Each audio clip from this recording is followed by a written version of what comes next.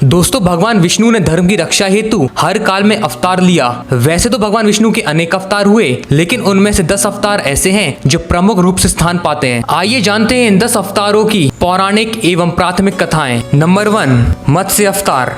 पुराणों के अनुसार भगवान विष्णु ने सृष्टि को प्रलय से बचाने के लिए मत्स्य अवतार लिया था। कथा के अनुसार कृतयुग के आदि में राजा सत्यव्रत हुए। राजा सत्यव्रत एक दिन नदी में स्नान कर जलांजलि दे रहे थे। अचानक उनकी अंजलि में एक छोटी सी मछली आई। उन्होंने देखा तो सोचा वापस सागर में डाल दूं, लेकिन उस मछली ने बोला, आप मुझे सागर में मत डालिए, अन्यथा बड़ी मछलियां मुझे खा जाएंगी। तब राजा सत्यव्रत ने मछली को अपने कमंडल में रख लिया। मछली और बड़ी हो गई तो राजा ने उसे अपने सरोवर में रखा।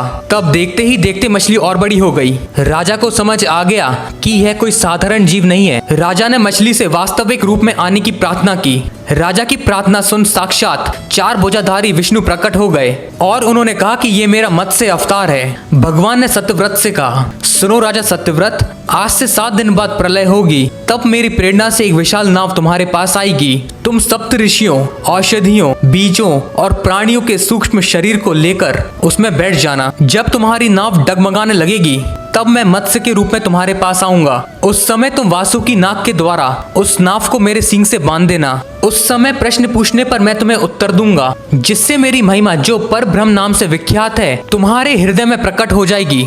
तब समय आने पर मत्स्य रूपधारी भगवान विष्णु ने राजा सत्यव्रत को तत्व ज्ञान का उपदेश दिया, जो मत्स्य पुराण नाम से प्रसिद्ध है। नंबर 2, कूर्म अवतार। धर्म ग्रंथों के अनुसार भगवान विष्णु ने कूर्म यानी कछुए का अवतार लेकर समुद्र मंथन में सहायता की थी। भगवान विष्णु के कूर्म अवतार को कच्छप अवतार भी कहते हैं। कथा के अनुसार एक बार महर्षि दुर्वासा ने देवताओं के राजा इंद्र को श्राप देकर श्रीहीन कर दिया। जब इंद्र भगवान विष्णु के पास गए तो उन्होंने समुद्र मंथन करने के लिए कहा। तब इंद्र भगवान विष्णु के कहे अनुसार दैत्य और देवताओं के साथ मिलकर समुद्र मंथन करने के लिए तैयार हो गए। समुद्र मंथन करने के लिए मंदराचल पर्वत को मथानी और नागराज वासुकी को नेति बनाया गया। देवताओं और दैत्यों ने अपना मतभेद भुलाकर मंदराचल पर्वत को उखाड़ा और उसे समुद्र की ओर ले चले, लेकिन वे अधिक दूर तक नहीं ले जा सके। तब भगवान विष्णु ने मंदराचल को समुद्र तट पर रख दिया। देवता और दैत्यों ने मंदराचल को समुद्र में डालकर नागराज वासुकी को नेति बनाया, किंतु मंदराचल के नीचे कोई आधार न होने के कारण वह समुद्र में डूबने लगा। यह देखकर भगवान विष्णु विशाल कूर्म यानी कछुए का रूप धारण कर समुद्र में मंदराचल के आधार बन गए। भगवान कूर्म की विशाल पीठ पर मंदराचल तेजी से घूमने लगा और इस प्रकार समुद्र मंथन संपन्न हुआ। नंबर 3, वराह अवतार। धर्म ग्रंथों के अनुसार भगवान विष्णु ने तीसरा अवतार वराह रूप में लिया था। कथा के अनुसार पुरातन समय में दैत्य हिरण्यश ने जब पृथ्वी को ले जाकर समुद्र में छुपा दिया, तब ब्रह्मा की नाक से भगवान विष्णु वराह रूप में प्रकट हुए। भगवान विष्णु के इस रूप को देखकर सभी देवताओं और ऋषि मुनियों ने उनकी स्तुति की। सबके आग्रह पर भगवान वराह ने पृथ्वी को ढूंढना प्रारंभ किया। अपनी थूथनी की सहायता से उन्होंने पृथ्वी का पता लगा लिया और समुद्र के अंदर जाकर अपने दांतों पर रखकर वह पृथ्वी को बाहर ले आए। जब हिरण्यश दैत्य ने ये देखा तो उसने भगवान विष्णु के वराह रूप को युद्ध के लिए ललकारा। दोनों में भीषण युद्ध हुआ। अंत में भगवान वराह ने हिरण्यश का वध कर दिया। इसके बाद भगवान वराह ने अपने खुकरों से जल को स्तंभित कर उस पर पृथ्वी को स्थापित कर दिया। नंबर 4, नरसिंह अवतार। भगवान विष्णु ने नरसिंह अवतार लेकर दैत्यों के राजा हिरण्यकश्यपु का वध किया था। धर्म ग्रंथों के अनुसार दैत्यों का राजा हिरण्यकश्यपु स्वयं को भगवान से भी अधिक बलवान मानता था। उसे मनुष्य, देवता, पक्षी, पशु ना दिन में, ना रात में, ना धरती पर, ना आकाश में, ना अस्त्र से, ना शस्त्र से मारने का वरदान प्राप्त था। उसके राज्य में जो भी भगवान विष्णु की पूजा करता उसको दंड दिया जाता। उसके पुत्र का नाम प्रहलाद था। प्रहलाद बचपन से ही भगवान विष्णु का परम भक्त था। यह बात जब हिरण्यकश्यपु को पता चली तो वह बहुत क्रोधित हुआ और प्रहलाद को समझाने का प्रयास किया, लेकिन फिर भी जब प्रहलाद नहीं माना तो हिरण्यकश्यपु ने उसे मृत्यु दंड दे दिया। हर बार भगवान विष्णु के चमत्कार से वह बच गया। हिरण्यकश्यपु की बहन होलिका, जिसे अग्नि से ना जलने का वरदान प्राप्त था, वह प्रहलाद को लेकर धधकती हुई अग्नि में बैठ गई। तब भी भगवान विष्णु की कृपा से प्रहलाद बच गया और होलिका जल गई। जब हिरण्यकश्यपु स्वयं प्रहलाद को मारने ही वाला था, तब भगवान विष्णु नरसिंह का अवतार लेकर खंबे से प्रकट हुए और उन्होंने अपने नाखूनों से हिरण्यकश्यपु का वध कर दिया। नंबर 5, वामन अवतार। सतयुग में प्रहलाद के पौत्र दैत्यराज बलि ने स्वर्गलोक पर अपना अधिकार कर लिया।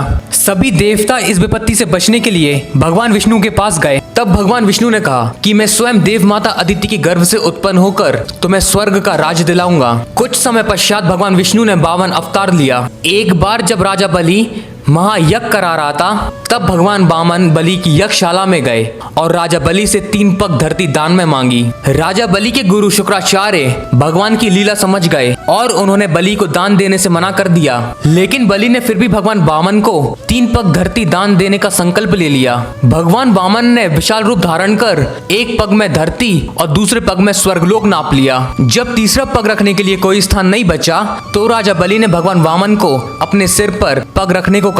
राजा बलि के सिर पर पग रखने से वह सुतल लोक पहुंच गया। राजा बलि की दानवीरता देखकर भगवान ने उसे सुतल लोक का स्वामी बना दिया। इस तरह भगवान वामन ने देवताओं की सहायता कर उन्हें स्वर्ग पुनः लौटाया। नंबर 6, श्री राम अवतार। त्रेता युग में राक्षस राज रावण का बहुत आतंक था। उससे देवता भी डरते थे।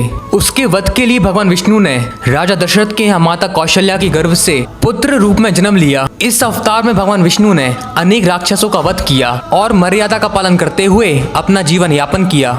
पिता के कहने पर वनवास गए।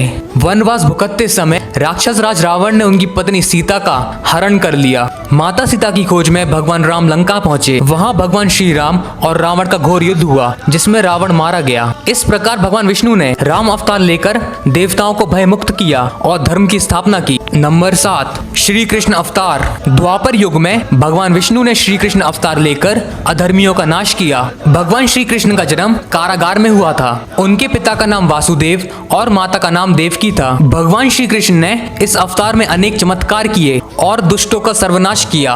कंस का वध भी भगवान श्री कृष्ण ने किया था। महाभारत के युद्ध में अर्जुन के सारथी बने और दुनिया को गीता का ज्ञान दिया। धर्मराज युधिष्ठिर को राजा बनाकर धर्म की स्थापना की। भगवान विष्णु का ये अवतार सभी अवतारों में से सर्वश्रेष्ठ माना जाता है। नंबर 8, परशुराम अवतार। हिंदू धर्म ग्रंथों के अनुसार परशुराम भगवान विष्णु के प्रमुख अवतारों में से एक थे। भगवान परशुराम के जन्म के संबंध में 2 कथाएं प्रचलित हैं। हरिवंश पुराण के अनुसार प्राचीन समय में महिषमती नगरी पर शक्तिशाली सहस्त्र बहु का शासन था। वह बहुत अभिमानी और अत्याचारी भी था। एक बार जब अग्निदेव ने उससे भोजन कराने का आग्रह किया, तब सहस्त्र बहु ने घमंड में आकर कहा कि आप जहाँ से चाहें भोजन प्राप्त कर सकते हैं, सभी ओर मेरा ही राज है। तब अग्निदेव ने वनों को जलाना शुरू किया। एक वन में ऋषि आपस तपस्या कर रहे थे। अग्नि ने उनके आश्रम को भी जला डाला। इससे क्रोधित होकर ऋषि ने सहस्त्र बाहु को श्राप दिया कि भगवान विष्णु परशुराम के रूप में जन्म लेंगे और न सिर्फ सहस्त्र बाहु का बल्कि समस्त क्षत्रियों का सर्वनाश करेंगे। इस प्रकार भगवान विष्णु ने भार्गव काल में महर्षि जमदग्नि के 5वें पुत्र के रूप में जन्म लिया। नंबर 9, बुद्ध अवतार। धर्म ग्रंथों के अनुसार बौद्ध धर्म के प्रवर्तक गौतम बुद्ध भी भगवान विष्णु के ही अवतार माने जाते हैं, परंतु पुराणों में वर्णित भगवान बुद्ध देव का जन्म गया के समीप कीटक में हुआ बताया गया है और उनके पिता का नाम अजन बताया गया है। बुद्ध अवतार पुराण के अनुसार एक समय दैत्यों की शक्ति बहुत बढ़ गई। देवता भी उनके भय से भागने लगे। राज्य की कामना से दैत्यों ने देवराज इंद्र से पूछा कि हमारा साम्राज्य स्थिर रहे, इसका उपाय क्या है। तब इंद्र देव ने शुद्ध भाव से बताया कि सुस्थिर शासन के लिए यज्ञ एवं वेद वहित आचरण आवश्यक है। तब दैत्य वैदिक आचरण एवं महायज्ञ करने लगे, जिससे उनकी शक्ति और बढ़ने लगी। तब सभी देवता भगवान विष्णु के पास गए। तब भगवान विष्णु ने देवताओं के हित के लिए बुद्ध का रूप धारण किया। उनके हाथ में मार्जनी थी और वे मार्ग को बुहारते हुए चलते थे।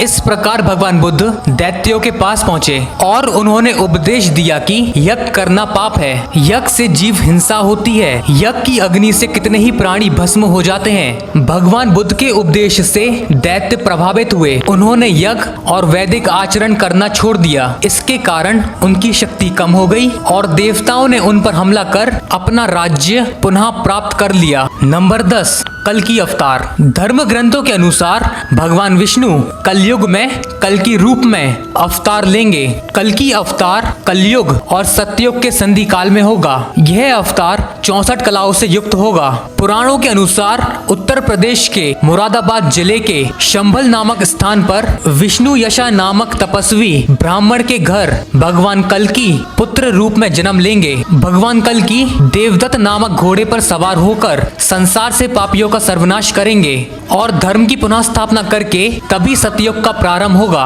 दोस्तों, अगर ये वीडियो आपको अच्छी लगी हो तो लाइक करें, शेयर करें, सब्सक्राइब करें और कमेंट में जय श्री हरि विष्णु लिखना ना भूलें।